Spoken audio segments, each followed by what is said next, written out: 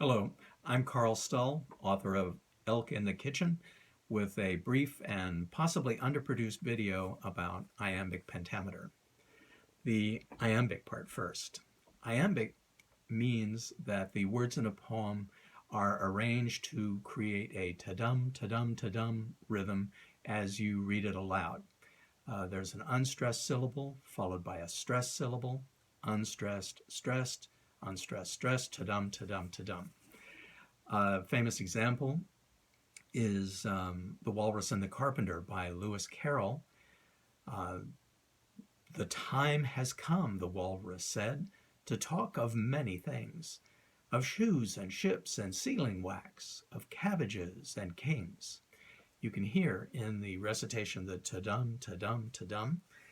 Let's take a look at it. You can see it as well. Does that fit? Yes, it does. The lowercase letters, syllables are unstressed and the all caps are stressed. And you can clearly see the repeating pattern, ta-dum, ta-dum, ta-dum. And if you look at walrus said in the first line, you can see how a two-syllable word can contribute a syllable to the next word, walrus said, to keep the ta-dum pattern going. In the next line, many things does the same. The Y in many pays forward the unstressed syllable to things to keep the ta-dum pattern going. So iambic, ta-dum, ta-dum, ta-dum. Pentameter means that there are 5 beats per line, 5 stressed syllables. If there are 4 beats, it's called tetrameter. If there are 3 beats, it's trimeter.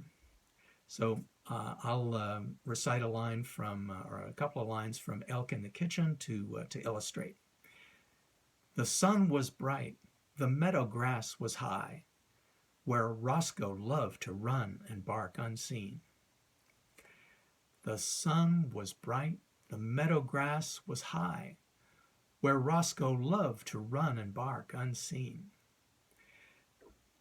So five beats per line. Let's look at it. You see the same pattern with the lowercase and the all caps. Forms the iambic pentameter, the iambic pattern, ta-dum, ta-dum, and there are 5 beats per line.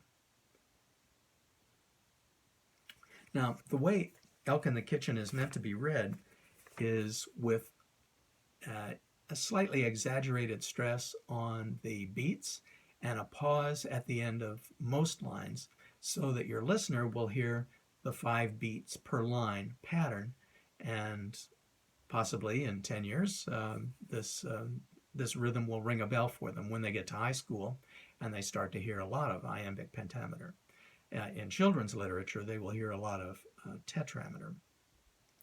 So having said that, ta-dum, ta-dum, ta-dum, 5 beats per line, pause at the end of a line.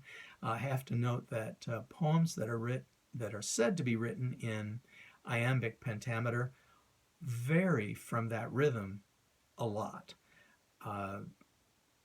The reason for it is, first of all, to vary things, mix things up a little bit so you don't hypnotize your audience.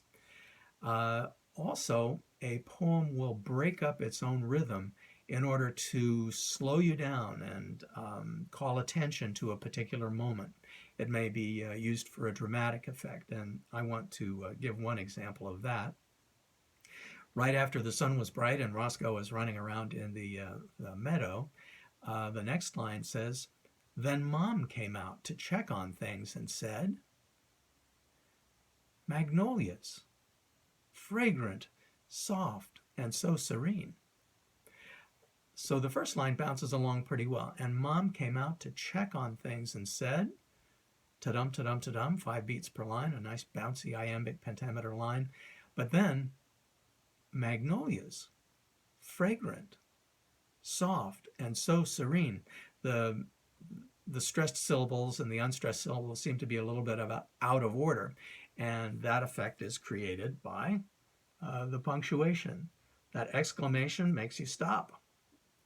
And there are 2 periods after that, and those also call for a pause. So why does the poem do that? In this particular case, it's to call attention to Mom. This is really her only moment in the whole poem.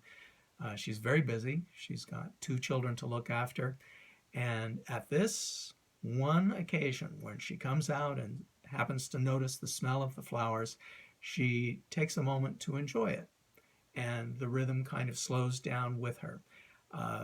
So when you run across a line like this where the poem seems to break from its regular rhythm, just slow down. Read it like prose, read for sense, and know that the iambic pentameter rhythm will resume pretty shortly. So if you have questions or a comment, I'd love to hear from you.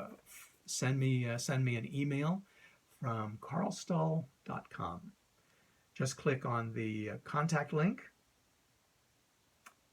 Thank you very much. Enjoy the book.